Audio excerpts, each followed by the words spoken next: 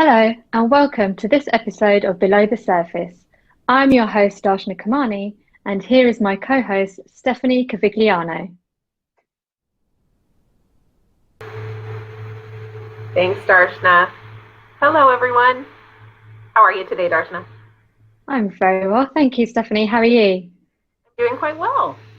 Interesting to be here Good. on a Thursday today. That's new for us. It definitely is. It feels a bit odd. I feel like it's a Monday, but it's got to be a good thing if it's Thursday and it's the weekend from tomorrow. We're getting close. We are indeed. So normally, Stephanie, we talk about desserts and sweet food. I'm going to change it up a bit this week. And it's obviously Cybersecurity Awareness Month. We are a cybersecurity company. And I know you've been working hard on promoting Cybersecurity Awareness Month. So do you want to tell us a little bit about the month and what it means and what we're doing? Certainly. So happy Cybersecurity Awareness Month, everybody. It is the month of October. The National Cybersecurity Alliance here in the U.S. does celebrate Cybersecurity Awareness Month every single October, and they have been for about 17 years now. I believe this is the 17th annual Cybersecurity Awareness Month. We've kind of dropped the national out of the National Cybersecurity Alliance just for this month because the global reach of Cybersecurity Awareness Month is really big. And countries all over the world participate to remind individuals, we all have a little bit of a responsibility to keep our part of cyberspace safe. And that is, in fact, the theme of this year's Cybersecurity Awareness Month.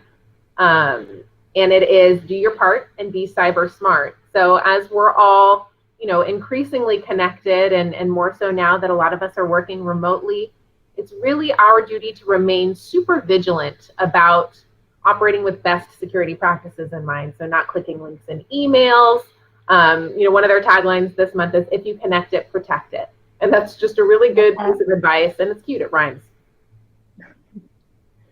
That's perfect. And I think it's so apt for now with everyone working from home for a personal perspective as well as for organizations. And I guess that takes us nicely to the topic of our show today, where it will all be around like raising awareness around cybersecurity and what we do from a marketing perspective to really help drive that. But before we start, a quick reminder that you can ask questions in the comment section below, or feel free to just say hello and let us know where you are watching from. Yes, please. We're so interested to hear where you guys are all located. And I am also really excited about today's show and some of the topics that we're going to cover. And as a recap, so far on Below the Surface, we've covered a lot. We've covered the need for secure SD-WAN, trends in spear phishing with our spear phishing report, the MSP market, and our partnership with Microsoft most recently. I mean, an amazing range of topics there. And if you want to watch any of them, just go to our LinkedIn page and in the video section where you can see all of them in your own time. So now let's welcome our guest for today, Erin Hintz. Erin is Barracuda's CMO and has been at Barracuda for over 3 years. Erin brings over 20 years of marketing leadership experience to her role. She has been instrumental in defining the company's market growth strategy and drives worldwide demand generation, product marketing, partner marketing, communications, and brand marketing. Erin has a track record of successfully scaling SaaS businesses in both B2B and consumer product, and has previously worked at companies such as Urban Airship, Citrix, and Symantec. Welcome to the show, Erin. Thanks, Darshna. Hi, Stephanie. It's great to be here. We're so glad to have you, Erin. So Darshna and I have just been discussing Cybersecurity Awareness Month. Any thoughts or tips for our audience?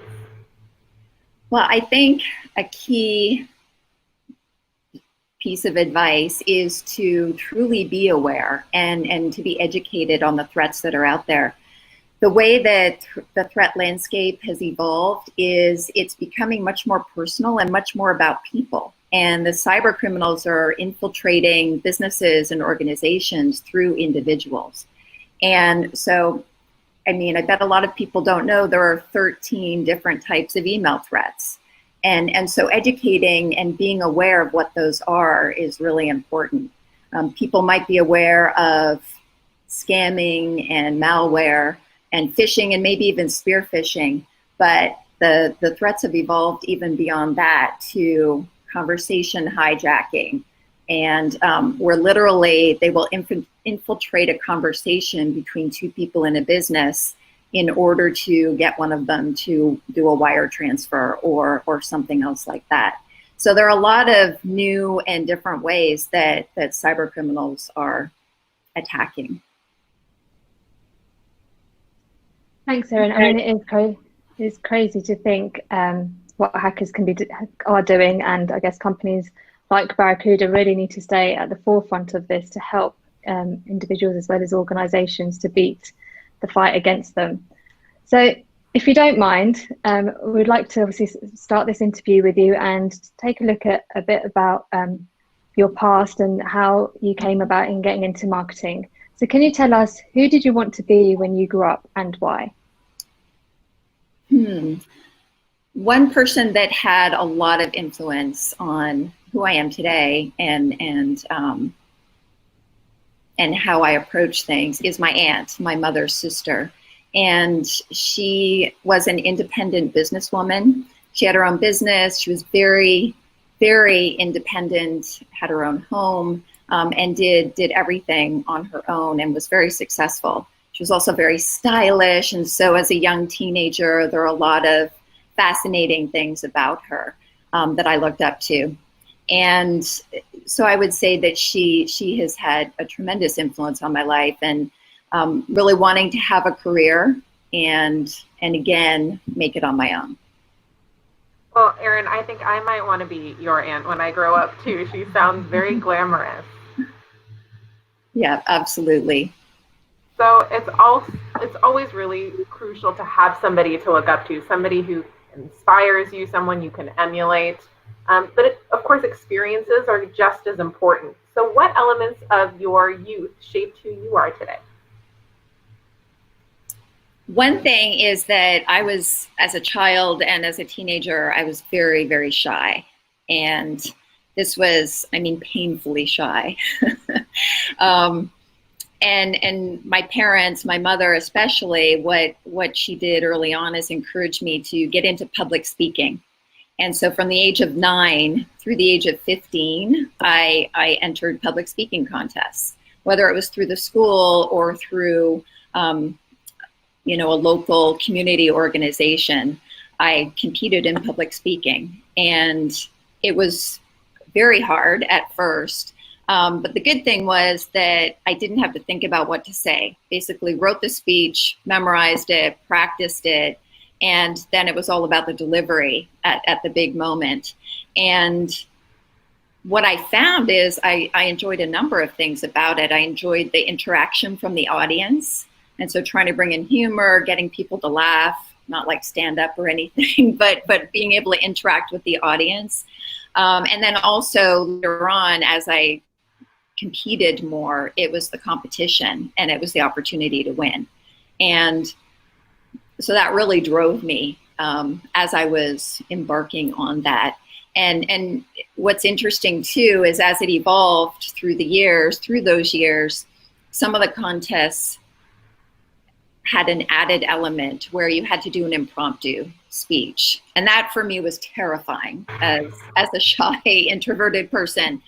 And basically you would choose a topic out of a hat and you'd have 20 minutes to think about it, prepare your thoughts, kind of backstage, and then you would have to present. And one that is particularly memorable for me is presenting in front of 400 people on, I actually don't remember the topic, which is kind of funny, but it was a real challenge. And I think that shaped a lot of who I am today and has really helped me out in my career. Of course, as business people, we're presenting, we're speaking in meetings, we're presenting at events quite often. And so those capabilities have been in play my whole career. That's amazing. I mean, an awesome role model to drive independence, a competitive streak, and public speaking. So then why did you get into marketing? What attracted you to this career? I kind of fell into it. So I went to school, I went to university and studied English for an arts and science degree. And toward the end of that, as I was approaching graduation, I had no idea what I was going to do. And it's not like today where kids are so prepared and they start at a really young age to know what they want to do, what they want to go to school for, and they're preparing for that certainly throughout their entire high school years. Back in the day, it wasn't like that as much, and there wasn't as much information available to us in terms of what the possibilities were. And so I took English, getting close to the end of my 4 years, not sure what I would do, but something that I found in my fourth year, as I started to take business courses, I really enjoyed them. And so I went on after that for another year of school for a management studies degree or diploma. And it was essentially like the first year of an MBA. And from there, through the Career Center, I actually kind of fell into my first role, which happened to be a marketing assistant role at a tech company in Toronto. And that was really the beginning of my marketing career. That's a great story. You know, I'm sure that some of the fearlessness that you learned in public speaking came into play in that first marketing role for sure. So I'm curious, Erin, how is cybersecurity marketing different to other industries? I would say that high tech in general is very fast paced compared to other industries, and then security kind of takes it up a notch in that the threat landscape is always changing. So security companies really have to stay on top of what the hackers are doing and what the latest and greatest is in hacking and in cybercrime. And so it's very fast paced, and that's an enjoyable part. It's a challenge. And there's also a competitive element too, right? It's staying ahead of the hackers and coming up with new capabilities and new technologies. Now that we have machine learning and artificial intelligence, there's so much more that we can be building into our products to be able to keep our customers safe. So obviously you're used to that fast pace of change. Let's take it to marketing. What's changed in marketing, and what has actually stood the test of time in your experience?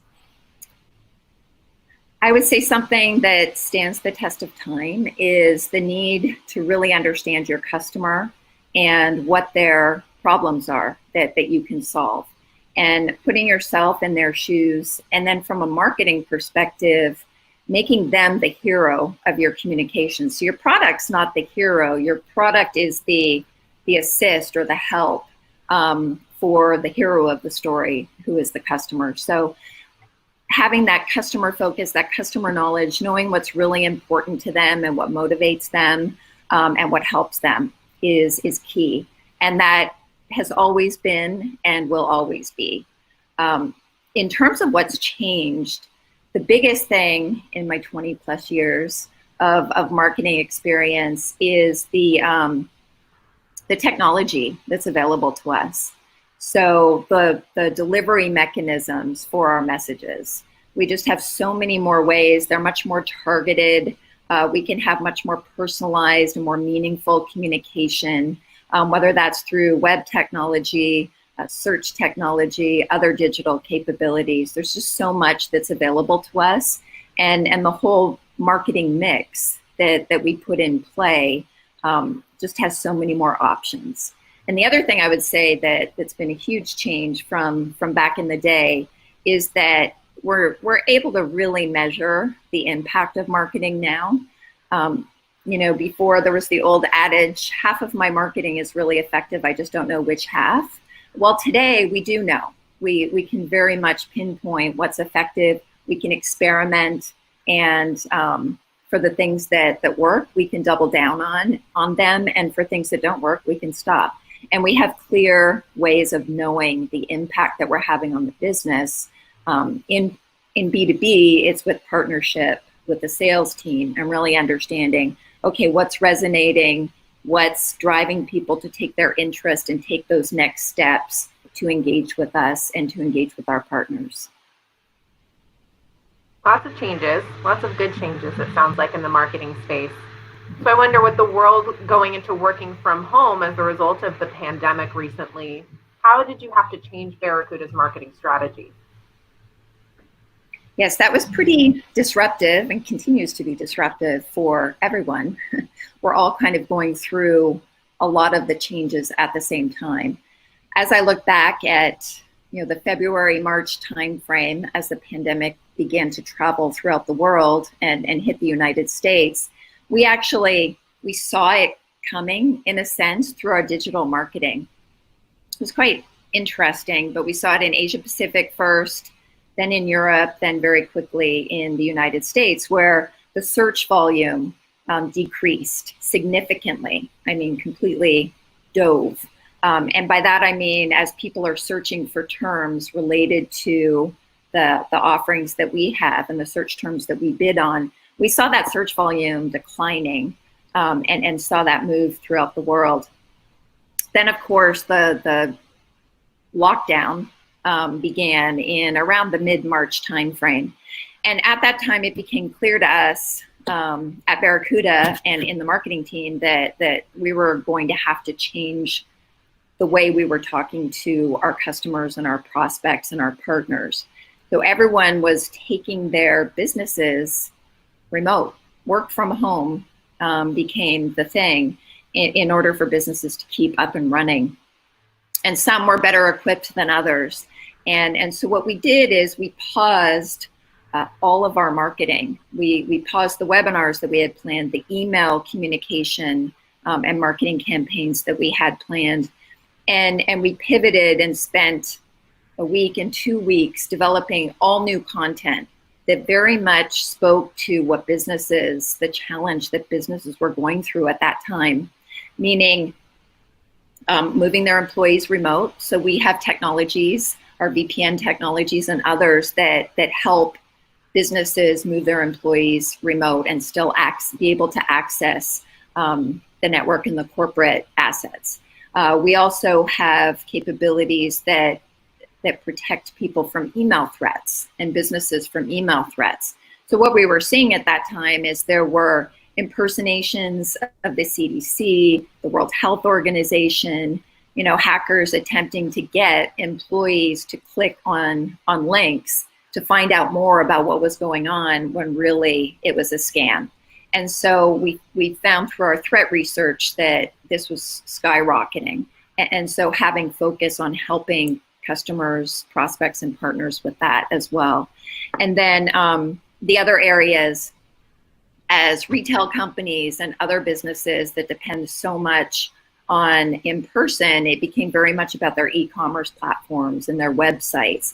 And so their traffic went up significantly. And we have technology that helps them manage that and also stay safe and protected from hacks and from other types of attacks, DDoS and bot attacks. And so all of our messaging shifted to really being able to help businesses in those different areas that were accelerated with the pandemic and the lockdown. And other things that changed. So clearly our content changed dramatically, blog posts, etc. We were just, the team was really focused on getting information out there to help businesses. The other kinds of things that changed in that time, we do airport and radio advertising. Well, people weren't flying and people weren't commuting. And so we shifted our brand dollars to sponsorships of podcasts. And a lot of the podcasts were about coronavirus and so forth. People were consuming a lot of that information. And so we were reaching people through those vehicles. So that's an example of some of the changes that we made. Thank you for that. That's a lot of changes in a short space of time, and a definite shift in the strategy put towards marketing. How do you think this will impact marketing trends moving forward? A number of ways. So an obvious one would be in-person events. So we, like many businesses and like our partners as well, had many events planned. And starting in March, had to really make a shift to virtual.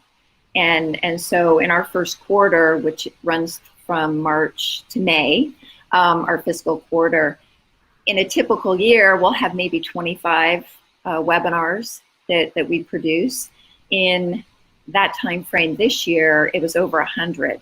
And the other thing that we did was, again, all of the content was very relevant to what businesses were going through at the time because of the pandemic and the lockdown. And we did co-sponsored webinars with partners. So normally we would do events with our partners, in-person events, whether it's small group training events or larger social events. None of that could happen anymore. So we pivoted to virtual webinars, doing them together, and to other creative programs where we were able to reach people with our partners digitally. So those are just a couple of the things. I would say, you know, other shifts that happened and will continue. We moved a lot of our effort into activities like telemarketing, where we're able to reach people, and then of course digital. People are on their screens all day long now with the remote meetings, and so being able to reach people through digital becomes even more important. You mentioned partners, and Barracuda works really closely with partners. Can you tell us why partners are so important to the Barracuda business? Absolutely. Barracuda is one of the most channel-centric companies around, and we have a reputation in the market for being very channel and partner-centric, and they're so pivotal to our business. Virtually all of our business goes through partners, whether it's sourced by us or sourced by them, and so the things that we do with partners are critical. We've had to come up with new and creative ways of working with our partners in the lockdown and in the pandemic environment, and it's continuing to work really well for us. Something that we have coming up just next week, in fact, is our Global Virtual Partner Summit, Discover 20. And we're really excited about this, a little nervous, if I'm being honest, right? Events are always very nerve-wracking, but especially when you try something completely new. And we're delivering this event to our partners virtually for the first time, and also globally. So it's pretty exciting. We'll be kicking it off at 8 a.m. next Tuesday on the 13th. And that's 8 a.m. local time zone. So we're supporting 3 different time zones with the event and starting it locally. Nice, exciting times. Look forward to next week. So with partners being such a pivotal part of Barracuda, how can they engage in marketing activities with us? Well, the obvious answer to that, first of all, is come to our event next week. Because we're doing this as a virtual event, for the first time ever, we have a full track on marketing. And so we have a full set of content and presentations and essentially training on marketing and co-marketing. In our typical partner conferences where we have them live, our partners will send senior people from their organization or senior sales people, but not that often do the marketing people get to go.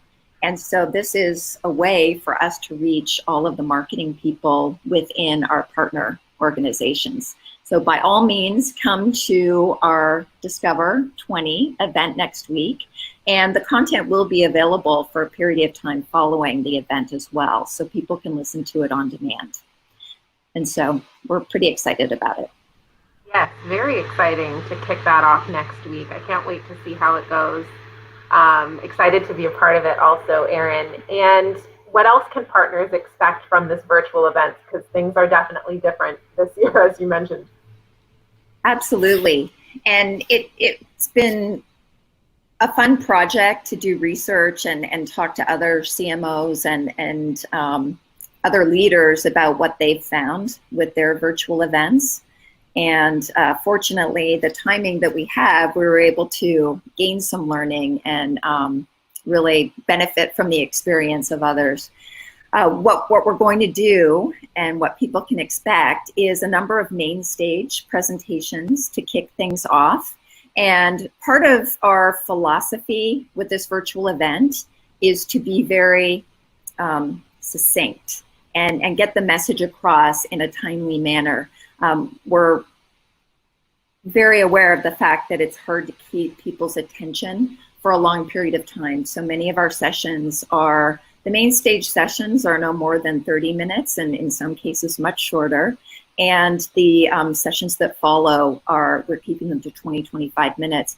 But the main stage presentations, what people can expect is to hear from our leaders, from BJ Jenkins, our CEO, from our Chief Operations Officer, Hatem Naguib, and also our core product leaders for both email protection and data network and application security, as well as our CTO, who will talk about a lot of the future research and technologies that we're offering to protect our customers today. So the main stage sessions will be very, very compelling, I think, for our audience. And then from there, we're offering multiple tracks. So there's a track for MSP partners, specifically managed service providers. We also have a track for sales or commercial, and then technical. Generally very popular in our events to have a technical track. And then finally, as I mentioned, marketing. So there's a lot of opportunity for people to customize what they participate in. The other thing that I'll mention is that for Premier and Preferred partners, there's an opportunity to set up meetings and one-on-ones with our executive team. So that's another thing that will be offered through the week and in fact the second week as well. And then finally, there will be networking opportunities. So the platform that we're using affords people the opportunity to network with other attendees, to network with Barracuda folks that we'll have there from the product team, from our channel teams. So there's a lot of opportunity for interaction as well as consuming the content. I mean, it sounds like a great event with so much to consume. For partners who haven't engaged with us from a marketing perspective, what piece of advice would you give for them to get involved? Well, I don't mean to be a broken record, but again, the marketing track of Discover. There are other opportunities as well. We have channel marketing managers, people who are dedicated to working with our partners in co-marketing and in helping them in any way that they need help at Barracuda. And so one thing that I really encourage people to do is reach out to their marketing managers. All right, so changing the topic slightly, as a woman in leadership, what advice would you give your younger self about her career? Probably many things, but one that comes to mind is the notion of don't ask, don't get. So in other words, if there are things that you want, particularly in a career setting or from a career perspective, make it known to people. So if people don't know what you want to learn or where you want to take your career, they don't know how to help you. And it's really amazing. You know, for me, throughout my career, there have been I've had many mentors and others who have been extremely supportive of my development and the opportunities that have been afforded to me. And so one piece of advice that I would give myself is, make it known what you want and where you want to take your career. And I think that this advice plays really well in our personal lives too. A good friend of mine who is in sales really kind of got me on this idea of don't ask, don't get. And she was just very clear with me with a challenge where she said, try to go for a month where your objective is to get 10 no's. In other words, ask for things that you wouldn't normally ask for, just to kind of practice and use that muscle and get used to, the rejection or being told no, because it's really not that big of a deal. And so some of the examples, just very simple things because we traveled back then, and we will again, but her advice was, when you're checking out at a hotel, ask them to take something off the bill just because, or ask for an upgrade. when you're traveling, either on the airline or in a hotel environment, or ask for a free dessert just because, or if there was something wrong with the service, make sure that you ask for something to make up for that.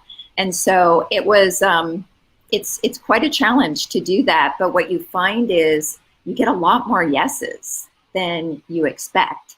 So again, taking that back to the career setting, in terms of advice for people, not everyone knows exactly where they want to take their career, especially early in their career. And so it's also an experimental stage. So, try different things, move to different jobs, let people know what you'd like to try, what you'd like to learn, and you'll be amazed how much support there is for you, especially if you're a strong performer. I mean, that's a key.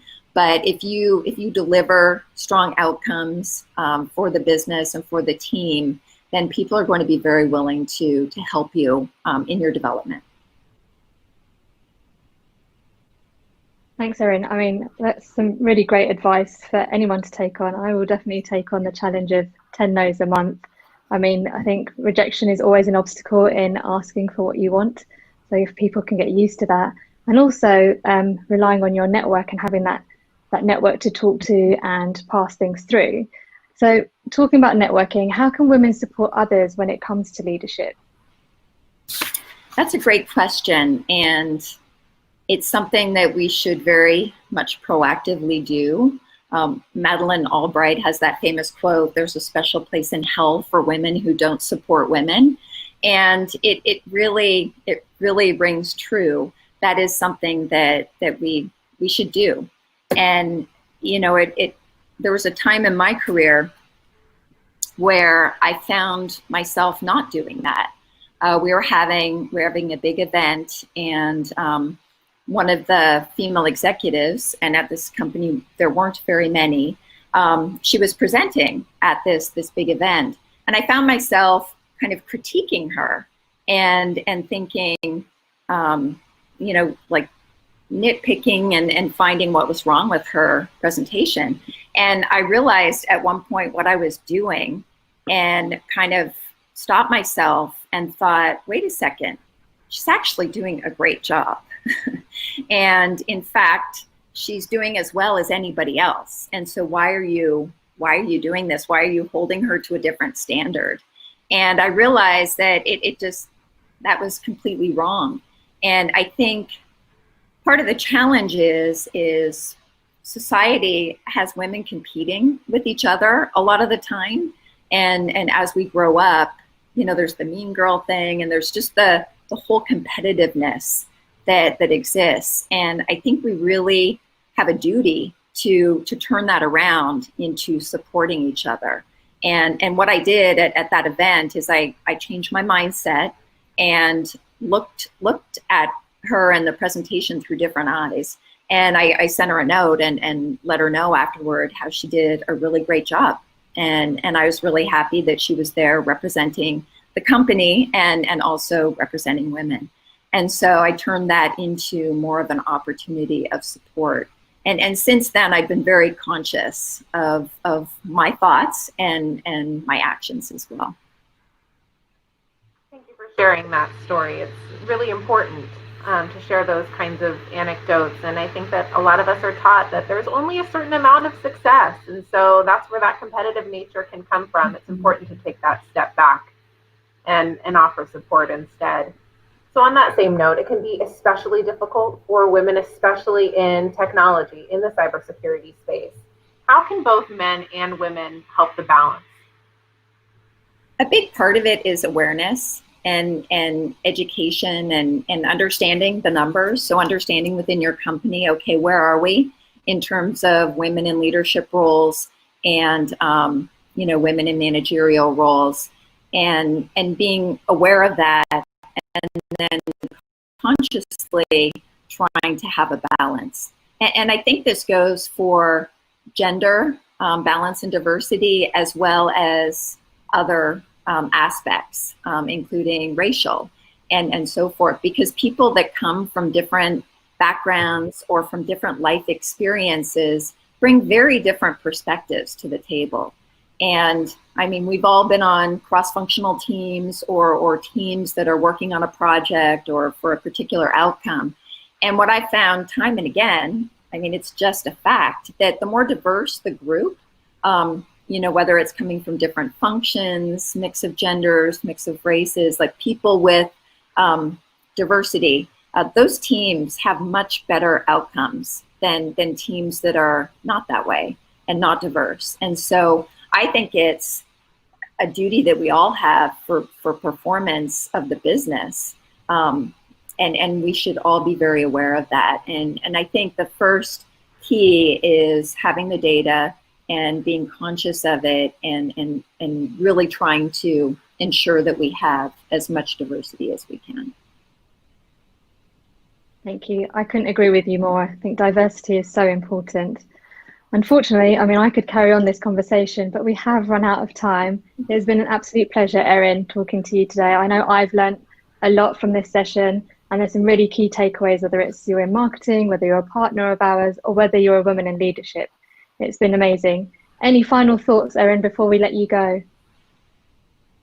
I guess one more kind of pitch for all of the partners that are out there. We really look forward to hosting you next Tuesday. We hope that you'll register and join us for Discover 20, our virtual partner summit. We're looking forward to welcoming you and spending time with you. Thanks, Erin. Thanks, everybody, for joining us today. Don't forget to follow Barracuda on LinkedIn to see our previous shows, as well as find out what's coming next on Below the Surface. Happy Cybersecurity Awareness Month. We'll see you at Discover 20. And until next time, have a safe journey.